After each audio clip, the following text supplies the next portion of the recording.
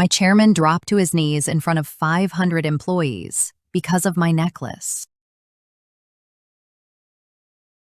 The entire hall went silent. No one moved. No one spoke. 500 people watched in complete silence. No one understood what they were seeing. The man who never bowed to anyone was on his knees, in front of me. My heart started pounding. Something was terribly wrong. Where did you get that necklace? His voice trembled like he had just lost everything. I couldn't even understand what was happening. Answer me. Who gave it to you? His grip grew tighter, and I felt a sharp fear. I had never seen him this close before. I had only known him as the cold chairman. My mother gave it to me. My voice shook, but I forced the words out. And that's when his face completely collapsed. He snatched the necklace from my neck without warning. The chain snapped slightly against my skin. Pain shot through me, but I couldn't react. He flipped the pendant over with trembling fingers. Then he froze. Once. Twice. 3 times. His lips started shaking uncontrollably. And then he dropped to his knees. In front of everyone. The chairman. The man who never showed emotion. Crying. Right in front of me. This can't be. Tears streamed down his face like he lost everything. The entire hall was frozen in shock. Phones started recording. Whispers spread like wildfire. I could hear fragments. Is that his daughter? No way. Did she plan this? And I was standing in the center of it. Completely confused. Completely terrified. I ran out as soon as I could. My legs felt weak, like they could collapse any time. I locked myself inside the cleaning staff room, but my heart wouldn't slow down. My hands were shaking uncontrollably. Something was terribly wrong. That necklace. Why did he react like that? I held it tightly in my hands. My mother gave it to me before she died. She said one thing: never lose this. But she never told me why. And now, that secret was starting to destroy everything. That night, I couldn't sleep. Every time I closed my eyes, I saw his face. The way he looked at me. Like he recognized me. Like he was terrified. Somewhere in the same building. The next morning, everything exploded. My phone kept buzzing nonstop. Notifications. Messages. Unknown numbers. I hesitated before opening them. But when I did, I froze. A headline. Chairman Han Tae-jun's hidden daughter scandal. My hands started shaking. My photo was on the screen. Me. A cleaner. Accused of being the chairman's secret daughter. Comments were flooding in. She set this up. She wants his money. Typical. My chest tightened. I couldn't breathe. This wasn't just a rumor. It was destroying my life. I still went to work. I had no choice. But the moment I stepped inside, everything felt different. People went quiet. They stared at me. Some even stepped back, like I didn't belong there anymore, like I was something dirty. Then security approached me. Their expressions were cold. You need to leave. No explanation. No discussion. Please, I need this job. But they didn't listen. I was escorted out. In front of everyone. Just like that. I lost everything. Then came another message. From the hospital. Payment overdue. Dialysis suspended. My entire body went cold. I immediately called them. Please just give me a few more days. My voice was shaking. I could barely speak. But the answer didn't change. We can't continue treatment. The line went silent. I stared at my phone. If I missed dialysis, my body would start shutting down. Not slowly, quickly, painfully. I checked the date. I had less than 48 hours. That night, my condition got worse. I collapsed before I could even leave. They had no choice but to admit me temporarily. I lay alone in the hospital bed. The room was cold, quiet, except for the machines. Each beep felt like a countdown. My body felt heavier. Breathing became harder. I tried to sit up, but I couldn't. My arms felt weak. My vision blurred. I stayed there, helpless, for what felt like forever. Then suddenly, the door opened. I forced my eyes open and saw him, Han Tae-jun, standing there.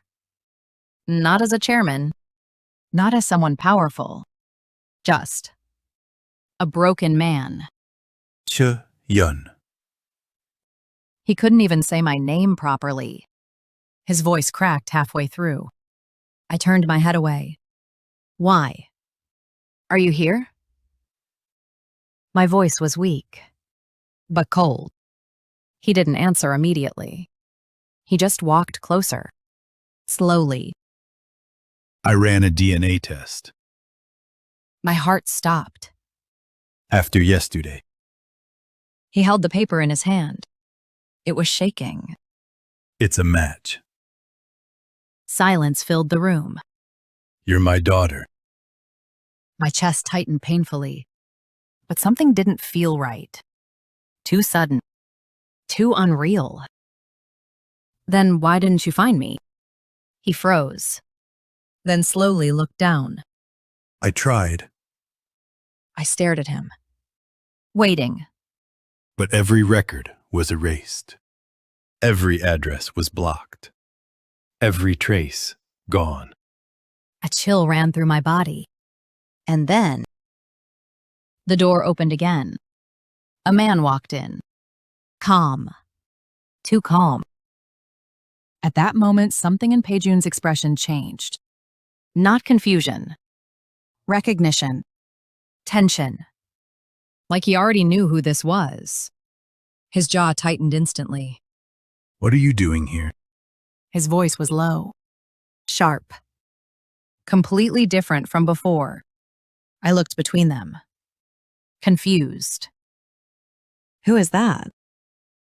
Tae-jun stepped forward slightly, as if trying to block him, You shouldn't be here. but the man didn't stop.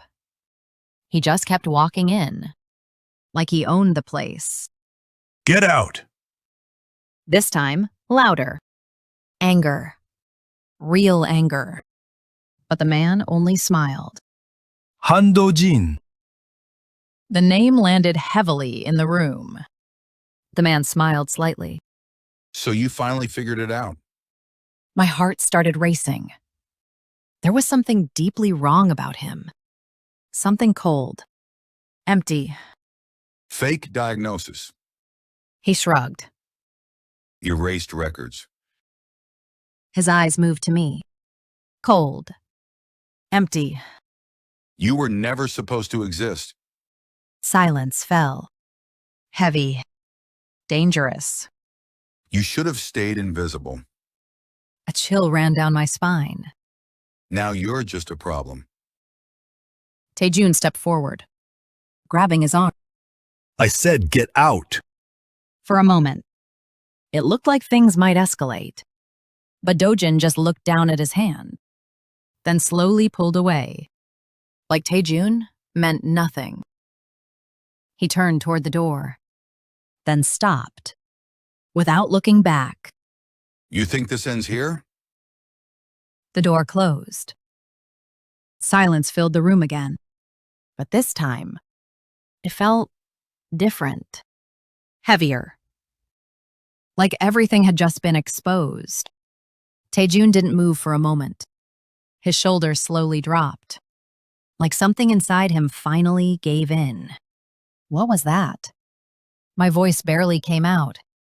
He didn't answer immediately. He just stood there, looking at the door. Then finally, he spoke. It was him. Silence. From the beginning. He turned to me slowly. His eyes filled with something I had never seen before. Guilt. And rage. My brother. My chest tightened. He did all of it. His voice shook. The diagnosis. The records. Everything. I couldn't move. Why? The question felt small, but it was everything. He let out a slow breath, like he had been holding it for years. The inheritance. Silence. If I had a child, He stopped. everything would have gone to you. My fingers tightened. So he erased you. The words hit harder than anything before, and everything changed. This wasn't just a mistake. My life was stolen. At that moment, Han Tae-jun looked at me again. He realized something more important than the truth. The time. Then his face changed. How long? I didn't answer. He already knew. 48 hours. My fingers tightened. That was enough. His face collapsed again. But this time, there was no hesitation. I'll give you my kidney.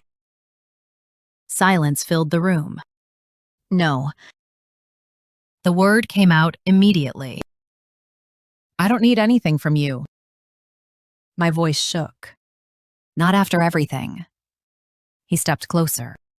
You don't have time to hate me. My breath caught. But you do have time to live. Silence pressed down on me. Because he was right. I was dying. And I knew it. I looked away. Because I was scared. So scared. Of disappearing. Of being alone again.